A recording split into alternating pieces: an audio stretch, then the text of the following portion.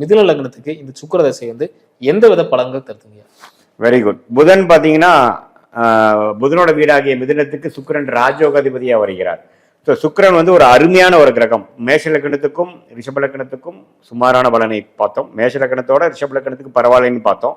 மிதுனத்துக்கு அருமை.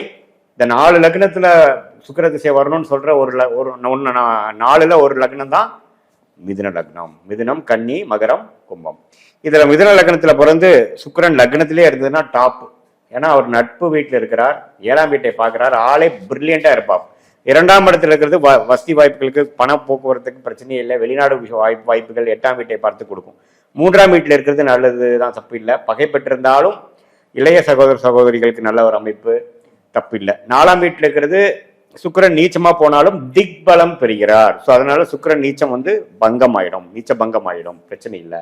நல்ல தொழில், சுக்கிரனே ராஜயோகாதிபதியை 10ஆம் வீட்டை பார்த்து நல்ல தொழில் அது மாதிரிலாம் கொடுக்கும். 5ஆம் இடத்துல இருக்கிறப்போ நல்ல குழந்தைகள், நல்ல மேன்மை, காதல் விஷயங்கள், பெண்கள் விஷயங்கள், மினிமம் ஒரு 4-5 லவ் பண்ணிட்டு தான் ஒரு கல்யாணம் பண்ணுவாங்க. அது மாதிரி விஷயங்கள்லாம் அதிகமாக கொடுக்கும். 6ஆம் இடத்துல சுக்கிரன் இருக்கிறதும் தப்பு இல்லை.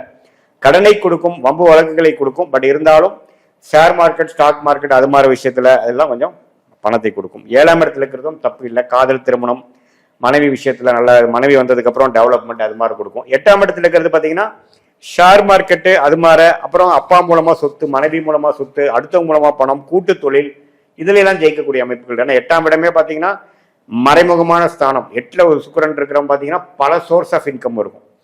ஷேர் மார்க்கெட்ல சம்பாதிப்பான், ஒரு பிஸ்னஸ் ஒன்று பண்ணிட்டு இருப்பாங்க, அப்பா பிஸ்னஸை பார்த்துப்பாரு, ரியல் எஸ்டேட் சைடில் பண்ணுவார், பல சோர்ஸ். ஏன்னா 8ஆம் இடங்கிறது மறைமுக இன்கம் இல்லைங்களா, நிறைய பண்ணுவாங்க.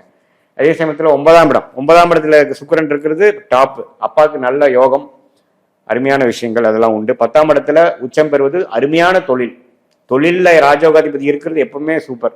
அது சுக்கிர திசை வந்து மிதுன லக்னத்துல சுக்கிர திசை வந்ததுக்கு அப்புறம் டாப்புக்கு போன நிறைய ஜாதகம் இருக்கு. அதே சமயத்தில் 11ஆம் இடத்துல பகை பெற்றிருந்தாலும் தவறு இல்லை. தன் வீடாகிய 5ஆம் வீட்டு துலாமை பார்க்கிறார். ஸோ 12ஆம் வீட்டில் இருக்கிறது ஆட்சி பலம் பெற்று நல்லா இருக்கு. வெளிநாட்டில் போய் ஜெயிக்கிறது, ஷேர் மார்க்கெட் அது மாதிரி விஷயங்கள், கூட்டு தொழில், மறைமுக இன்கம், அது எல்லாமே கொடுக்கக்கூடியது. சுக்கிரன் வந்து எங்க இருந்தாலும் நல்ல பலன்களை மிதுன லக்னத்துக்கு கொடுப்பார்.